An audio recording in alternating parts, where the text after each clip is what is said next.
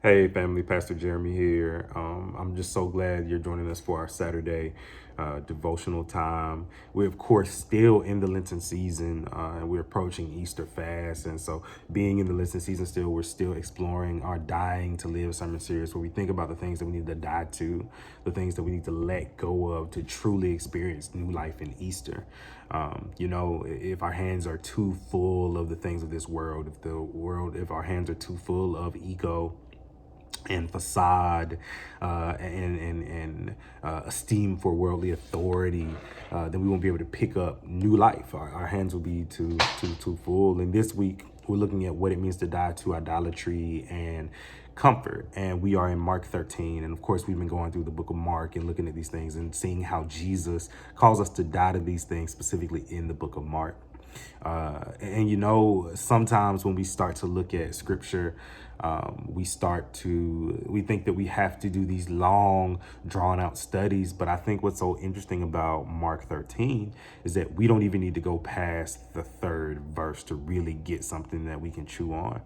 And so looking at Mark 13, if you look at it with me, starting at verse 1 and just going to verse 3. It reads, as Jesus left the temple, one of his disciples said to him, "Teacher, look, what awesome stones and buildings." Jesus responded, "Do you see these enormous buildings? Not even one stone will be left upon another. All will be demolished." Jesus was sitting on the Mount of Olives across from the temple. Peter, James, John, and Andrew asked him privately, "Tell us, when will these things happen? What sign will show that all these things are about to come to an end?"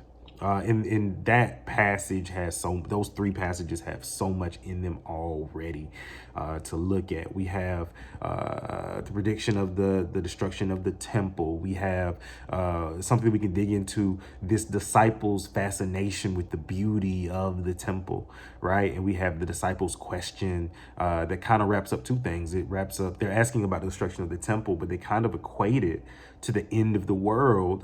This chapter actually has some apocalyptic literature in it, or passages in it.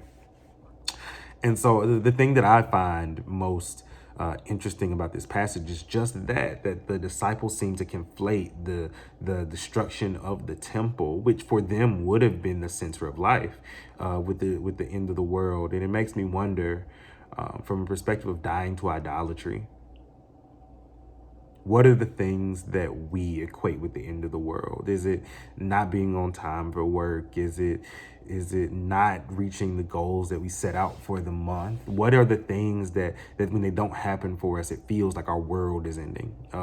If you haven't been able to go and watch the lecture, or you weren't present in Bible study, you should.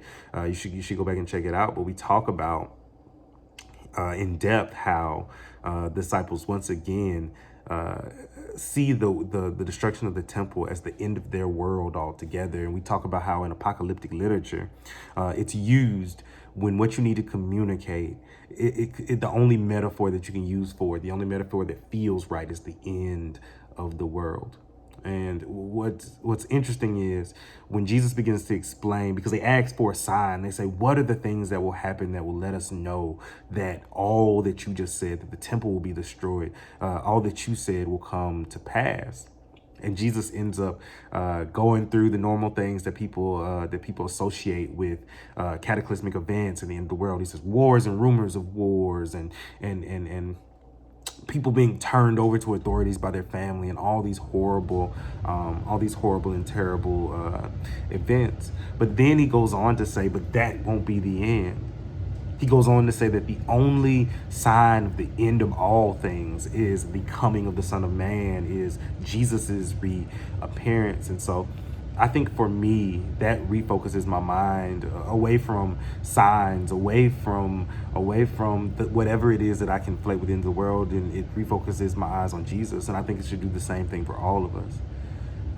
We should no longer look at the temple. We should no longer look at the temples in our lives, the big buildings that we've spent our entire lives building to create our own comfort, and the things that we begin to idolize. Instead, let's refocus our eyes on Jesus. And I love that we have until Sunday to ponder what that means as we hear Pastor Jen come with a message about that. I pray that your days leading up to Sunday are blessed, and that you're preparing your heart to receive what Pastor Jen has to share with us. Be blessed.